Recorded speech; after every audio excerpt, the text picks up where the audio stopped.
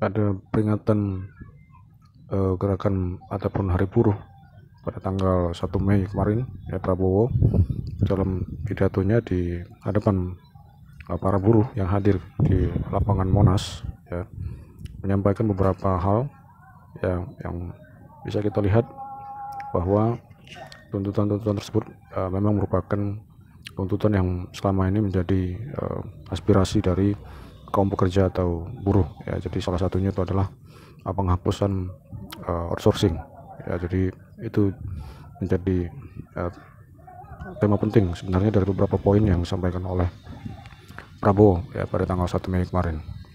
Selain ada niatan dari Prabowo untuk mendorong rancangan undang-undang tentang perlindungan pekerja rumah tangga, ya, PPRT, dan juga rancangan undang-undang perampasan aset yang menjadi undang-undang, begitu juga pembentukan Satgas PHK dan juga Dewan Kesejahteraan Buruh Nasional, ya. Nah, perlu kita lihat bagaimana sejarah pembentukan dari Hari Buruh Sedunia yang diperingati setiap tanggal 1 Mei, ya. Jadi ada beberapa perkembangan baik itu di dalam skala nasional dan juga internasional, khususnya bagaimana perkembangan tuntutan-tuntutan dari serikat buruh atau organisasi buruh yang ada di Amerika, ya, pada pertengahan atau medio di abad ke-19, khususnya di era 1820 dan juga di 1830, ya. Namun jauh sebelum itu, ya, di 1806, ya, pernah terjadi persidangan, ya, antara pimpinan pekerja, ya, yang memproduksi tali, ya, di Amerika, bahwa dalam persidangan di 1806 itu terungkap bahwa lama kerja, ya, per hari yang terjadi pada pekerja yang memproduksi tali pada masa itu, dalam sehari mereka bisa bekerja 19-20 jam per hari. Nah, ini kan sudah melebihi dari kemampuan manusia, ya.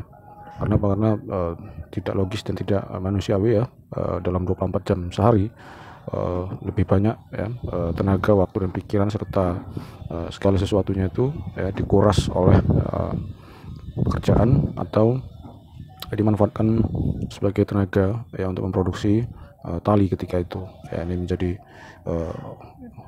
yang terungkap dalam persidangan di 1806, ya, pada masa itu.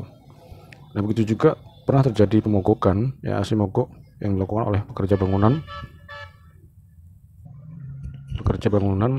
di Philadelphia yang berasal dari serikat pekerja ataupun serikat mekanik di Philadelphia. Jadi serikat pekerja atau serikat mekanik Philadelphia ini tercatat sebagai serikat pekerja pertama di dunia yang di 1827 dibentuk. Nah, di sini juga keluar tuntutan lama jam kerja sehari, yaitu 10 jam, ya. Jadi ini menjadi sejarah, ya, bagi gerakan buruh ataupun tuntutan buruh, ya, terkait dengan hak-hak, ya, di sekitar nilai-nilai kemanusiaan, ya. Jadi sebelum adanya tuntutan 8 jam kerja per hari itu, ya, awalnya dulu mereka menuntut 10 jam kerja per hari, ya. Begitu juga di New York, ya, kelompok ataupun pekerja roti, ya, tukang roti di New York itu juga pernah melakukan aksi mogok, ya, pada tahun 1834. Ya, jadi menurut laporan dari pengacara pekerja mereka, ya, Workingsman Advocate-nya, bahwa mereka juga sangat menderita, ya, selama bertahun-tahun, di mana mereka bekerja di pabrik roti itu, ya, itu juga melebihi, ya. Jadi ada 18 sampai 20 jam, ya, kerja per hari. Nah, akibat dari tuntutan-tuntutan tersebut, ya, hal-hal yang tidak manusiawi dalam konteks mempekerjakan orang di Amerika, sehingga muncul inisiatif, ya, bagi pekerja untuk melakukan tuntutan, ya, mempersingkat ataupun memperpendek jam kerja sehari. Kenapa? Karena kalau sudah 18 sampai 20 jam sehari itu kan tidak normal lagi, ya. Sudah tersita semua waktunya hanya untuk bekerja, namun upah yang diterima juga, ya, tidak manusiawi juga, gitu, ya. Nah, setelah tuntutan untuk 10 jam kerja, ya, sehari itu, nah, ini juga diakui oleh pemerintah federal ya di bawah Presiden Van Buren ketika itu ya, walaupun terjadi krisis ya di tahun 1837 ya di Amerika, namun pemerintah federal ketika itu mengakui ataupun mengakomodir permintaan 10 jam kerja per hari ya. Jadi tuntutan buruh itu diakomodir ataupun menjadi kebijakan pemerintah ketika itu ya. Nah selanjutnya setelah terpenuhi ya tuntutan 10 jam per hari, nah kalangan buruh juga, kalangan pekerja juga kembali meneriakkan slogan 8 jam kerja per hari ya. Jadi ada peningkatan tuntutan ya dari kalangan buruh sendiri ya, dari 10 jam ke 8 jam gitu. Jadi ada istilah bagi mereka ketika itu, slogan yang mereka ciptakan yaitu dalam 24 jam itu bisa dibagi 3 waktu ya. Pertama itu 8 jam kerja, lalu 8 jam rekreasi, dan 8 jam istirahat ya. Jadi itu slogan yang mereka munculkan di tahun 1856 ya. Jadi artinya ada peningkatan ya kualitas tuntutan yang dari sebelumnya sudah diakomodir menjadi 10 jam. Nah kemudian berkembang menjadi 8 jam bekerja sehari. Nah begitu juga kita lihat ya bagaimana pemogokan di Chicago ya pada tanggal 1 Mei.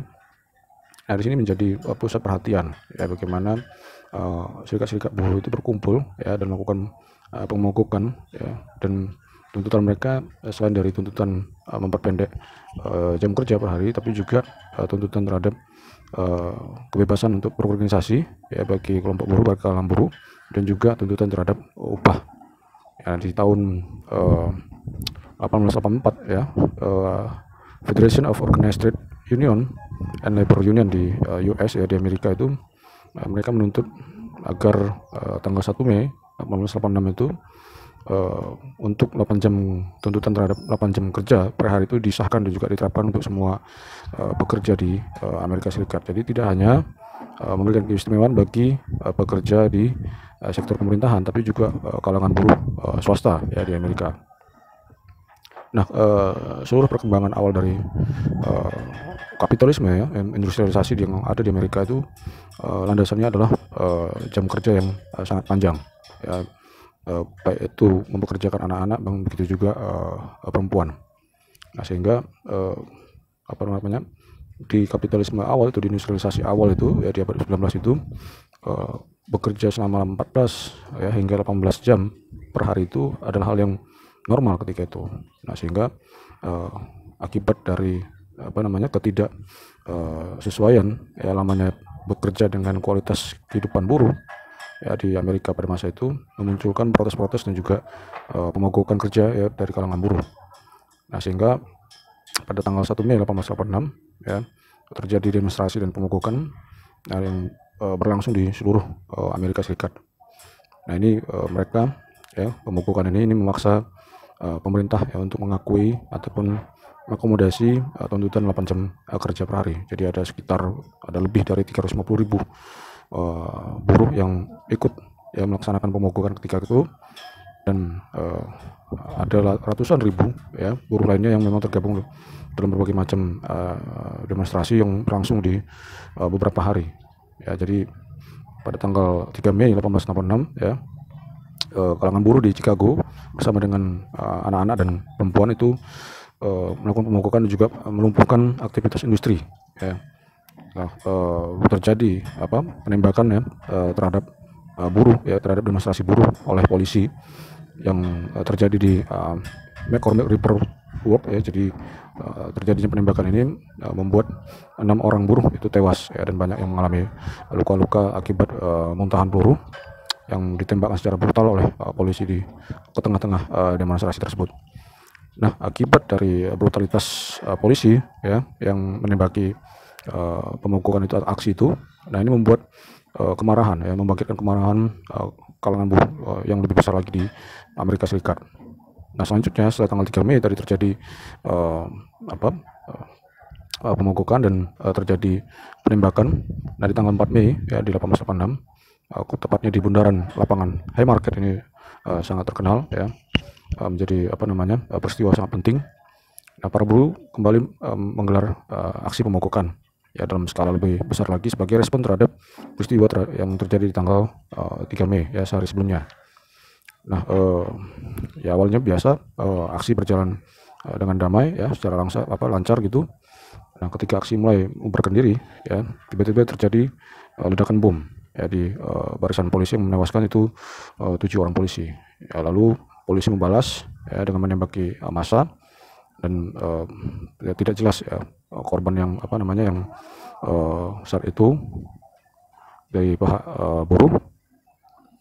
Nah, pemerintah ya dalam hal ini mereka melakukan campaign ataupun propaganda ya, sehingga mereka mengkambing hitamkan ya, menuduh bahwa buruh menjadi dalang ya di balik aktivitas kerusuhan ataupun kerusuhan tersebut gitu ya. Nah, sementara tidak ada bukti ya, yang kuat yang ketika itu diajukan di dalam persidangan, dan ada 8 buruh ya, yang divonis hukuman mati ketika itu ya, sangat ironis sekali, yang dituduh sebagai dalang ataupun otak dibalik pemogokan ataupun aksi kericuhan tersebut. Nah, dari vonis terhadap 8 buruh tersebut, ada 4 buruh yang akhirnya menjalani vonis hukuman mati, dan salah satu orang buruh itu akhirnya bunuh diri ya. Nah, sementara ada 3 lainnya itu dibebaskan ya, karena adanya tekanan ataupun desakan dari gerakan buruh yang membesar ya di masa itu.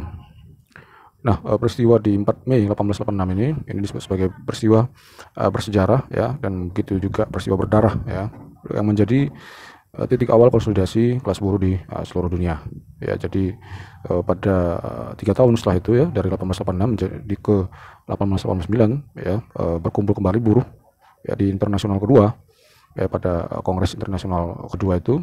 Nah, sehingga di internasional kedua ini ditetapkan 1 Mei itu sebagai Hari Buruh sedunia. Jadi ada peristiwa-peristiwa penting ya di lapangan ya, bundaran Haymarket itu, yang menjadi simbol dari gerakan buruh ya, dalam menuntut pengurangan jam kerja ya di masa itu.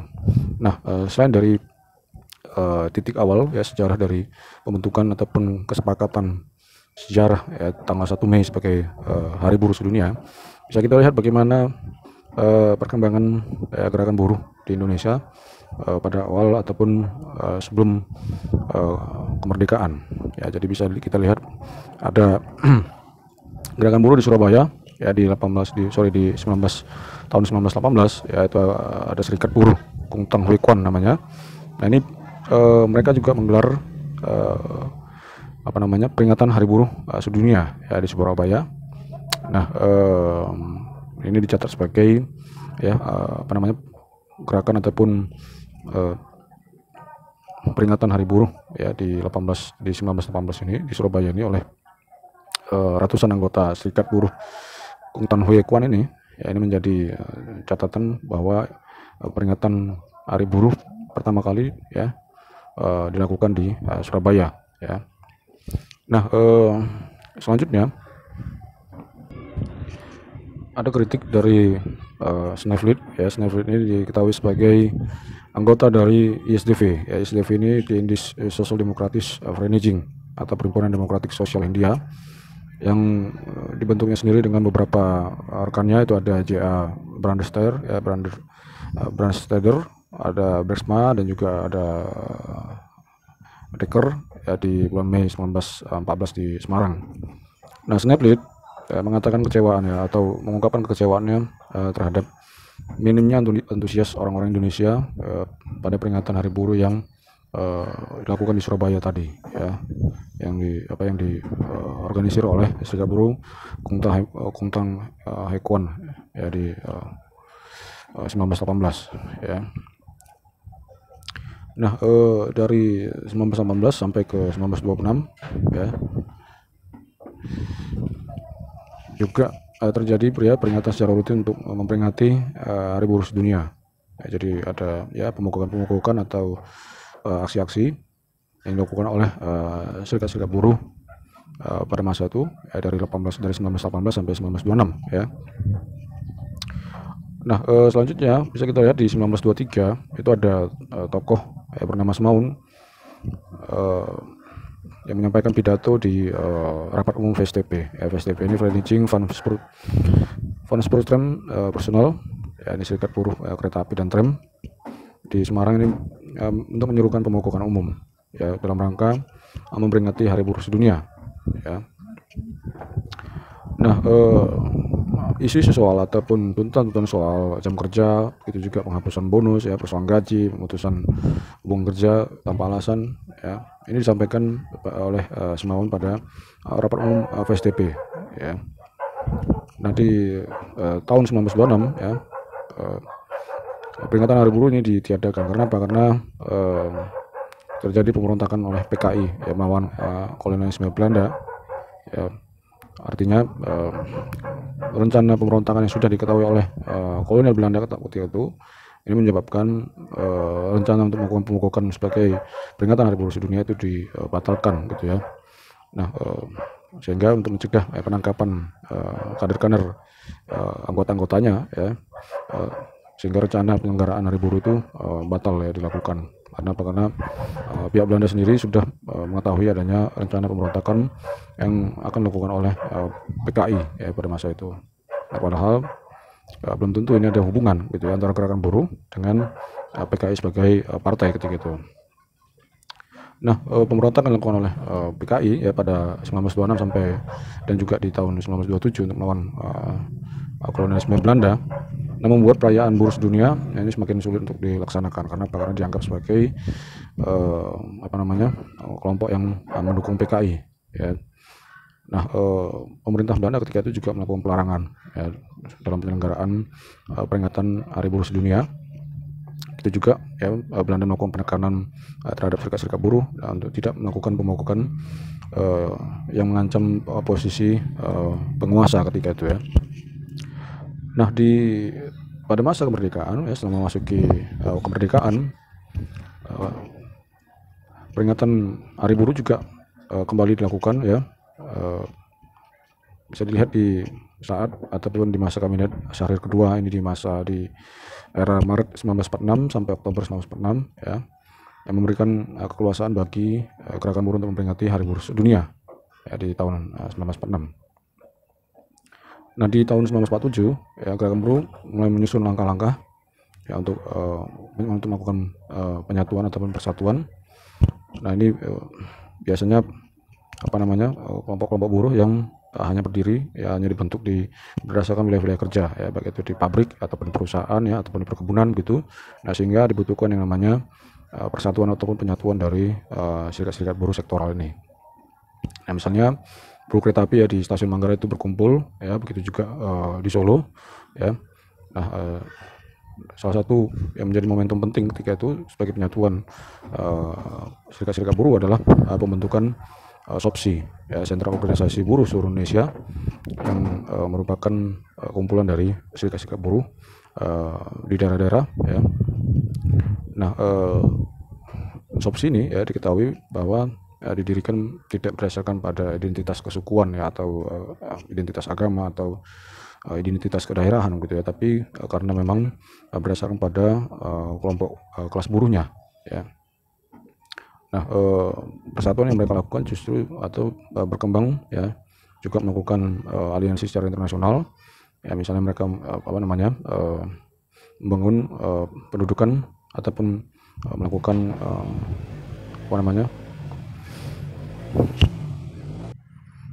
kepentingan dari SOPSI ini selain membangun persatuan di kalangan pekerja ataupun serikat buruh pada masa itu adalah bagaimana mereka membangun hubungan dengan serikat buruh di daerah pendudukan Belanda. Jadi pada saat itu SOPSI memang menganggap penting. Karena apa? Karena situasinya masih membutuhkan persatuan, ya, di dalam membangun ataupun memperkuat posisi kemerdekaan Indonesia pada masa itu. Nah, termasuk juga kelompok buruh di kalangan masyarakat Tionghoa, ya. Nah, setelah 1947, ya, di 1948 pemerintah, ya, mengesahkan Undang-Undang Kerja, itu Undang-Undang Nomor 12 tahun 1948, ya, ini menjadi titik positif, ya, bagi gerakan buruh Indonesia, ya, di mana pada undang-undang tersebut itu memberikan perlindungan dan jaminan yang begitu besar bagi kalangan buruh, ya, seperti misalnya tanggal 1 Mei itu ditetapkan sebagai hari raya buruh ya, tanpa pengurangan upah. Ya, ini sangat istimewa ketika itu di Undang-Undang Kerja, Undang-Undang Nomor 12 tahun 1948. Lalu juga ada pemecatan terhadap buruh harus izin negara ya. Jadi ketika misalnya buruh ya, mau dipecat ataupun mau di PHK itu harus mendapat izin dari pemerintah atau negara. Nah, ada juga pembatasan usia ya, pengurangan jam kerja, larangan bekerja malam, dan dipertimbangkan untuk perempuan dan anak-anak ya. Jadi ada pelarangan terhadap perempuan dan anak-anak yang dipekerjakan di sektor pertambangan. Nah, begitu juga ada jam istirahat atau waktu istirahat yang diberikan pada pekerja. Ada pelarangan terhadap buruh anak ya. Lalu memberikan hak cuti dan libur ya, pemberian waktu bagi ibu menyusui ya. Ada juga cuti melahirkan dan juga cuti haid ya, di dalam Undang-Undang Kerja ya, Undang-Undang Nomor 12 tahun 1948 ini. Nah, terjadi penurunan ya terhadap gerakan buruh Indonesia itu di masa Orde Baru ya. Jadi pada masa ini dibentuk Federasi Buruh Seluruh Indonesia ya, FBSBI ya. Jadi ada yang kemudian pada masa Orde Baru ya, karena kekuasaan yang begitu otoriter ya, sehingga membuat kalangan buruh ya mendapat pelarangan, dan juga terjadi kolonisasi terhadap serikat-serikat buruh ya, sehingga itu membuat serikat-serikat buruh itu tidak bebas lagi ya untuk merayakan peringatan Hari Buruh Sedunia tanggal 1 Mei, dan juga terjadinya ataupun terbentuknya Federasi Buruh Seluruh Indonesia ya, FBSI. Nah, ini FBSI ini kemudian berubah menjadi SPSI ya, Serikat Pekerja Seluruh Indonesia. Nah, SPS ini ya menjadi satu-satunya serikat pekerja yang boleh berdiri ataupun boleh dibentuk di pabrik-pabrik ataupun di perusahaan ya, di mana karyawan ataupun bekerja. Nah, sehingga ya tidak boleh ada organisasi lain ataupun serikat lain yang diizinkan ataupun dibentuk di tempat pekerja tersebut ataupun di pabrik. Nah, ini membuat kebebasan buruh ya untuk menyampaikan aspirasinya ini menjadi sangat terbatas ya, karena di bawah kendali dari rejim ataupun pemerintah Orde Baru pada masa itu. Nah, pada masa Orde Baru ini juga ya, pada masa Soeharto ini juga ya terjadi perubahan peringatan Hari Buruh ya, yang biasanya diperingati pada 1 Mei kini berubah menjadi tanggal 20 Februari ya, sebagai Hari Buruh Nasional. Jadi tidak dianggap lagi ya sebagai Hari Buruh Internasional. Nah, karena ketika itu sangat alergi ya mendengar sebutan Hari Buruh Sedunia ataupun Hari Buruh Internasional ya. Jadi gerakan buruh di Indonesia itu dilokalisir ya. Karena apa? Karena itu akan ya mengganggu stabilitas politik rejim ketika itu ya, sehingga buruh ini perlu dikendalikan. Nah, padahal diketahui bahwa tanggal 20 Februari ini adalah tanggal pembentukan dari Federasi Buruh Seluruh Indonesia tadi ya, bukan sebagai Hari Buruh gitu ya. Jadi ada pembelokan sejarah gerakan buruh di masa Orde Baru ya. Nah, pada masa reformasi ya, seperti kita ketahui peringatan 1 Mei itu ya tidak dilakukan secara seremoni yang memang diakui oleh pemerintah ya. Hanya saja ada beberapa gelombang-gelombang protes ya, seperti contohnya misalnya pemogokan buruh pada 1 Mei 1944 itu di Medan ya, ditandai sebagai gerakan yang sangat monumental ya, di mana tokohnya ada almarhum Mokhtar Pakpahan ya, yang ketika itu juga ditangkap dan dipenjarakan akibat melakukan pemogokan di Medan, dan juga beberapa tokoh lainnya. Dan ada juga gelombang-gelombang ya peringatan 1 Mei ya di beberapa tempat di Indonesia. Nah, ini dianggap sebagai kelompok-kelompok yang anti ataupun menentang rejim Soeharto ketika itu. Nah, begitu memasuki reformasi ya, gerakan ataupun peringatan Hari Buruh 1 Mei ya hanya diperingati oleh masing-masing serikat pekerja ataupun serikat buruh yang memang yang tidak terkooptasi oleh pemerintah. Nah, hanya saja begitu Soeharto tumbang ya, serikat-serikat pekerja ini mulai membentuk mulai mendeklarasikan diri ya, yang di luar dari SPSI ya. Karena apa? Karena SPSI itu adalah serikat pekerja yang memang dikendalikan oleh pemerintah ya, yang sangat kental dengan nilai Orde Barunya ya, dan pasca reformasi, pasca 98 ya, tumbuh ataupun muncul gerakan-gerakan ataupun serikat-serikat buruh yang memang mandiri dan memang sudah sudah secara bebas ya melakukan demonstrasi, melakukan aksi, dan begitu juga melakukan pemogokan ya ketika misalnya teman sekerjanya itu menghadapi PHK. Nah, baru pada masa SBY Budiono ya di 2013 ya, diakui ataupun kembali diperingati sebagai hari libur nasional ya pada 1 Mei ya, melalui keputusan Presiden nomor 24 tahun 2013 ya. Jadi di situ yang menjadi perkembangan kenapa 1 Mei ya tidak bisa dipisahkan dari sejarah perkembangan gerakan buruh di dunia, di internasional, dan juga sejarah perkembangan buruh di Indonesia ya, baik itu di masa kemerdekaan dan juga di masa prakemerdekaan dan masa reformasi ini. Baik, itu saja yang kita sampaikan. Jangan lupa untuk like, subscribe, dan share. Selamat sore.